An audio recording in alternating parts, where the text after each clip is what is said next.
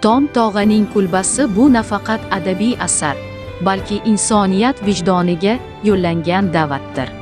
Ushbu roman qahramonlari orqali biz insoniylik, vijdon, e'tiqod, sabr, sadoqat va o'ziga ishonch kabi eng yuksak fazilatlarni ko'ramiz. Asarning bosh qahramoni Tom qanday sharoitda yashamasin, atrofida qancha razillik bo'lmasin, o'z insoniyligini saqlab qolish uchun kuch topa oladi. Muallif ushbu asar orqali qora tanli qullarning ayanchli hayotini, ularning kishini larzaga keltiruvchi og'ir taqdirini ilk bor badiiy adabiyot sahifalariga olib kiradi.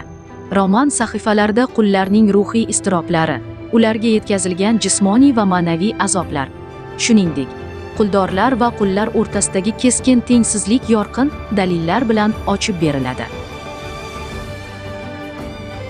Tom tog'aning kulbasi bu adolat, rahm, shafqat va inson qadr-qimmati haqida bitilgan abadiy asardir. Uni o'qish orqali nafaqat tarixni, balki inson qalbining eng nozik tuyg'ularini ham chuqur his qilasiz.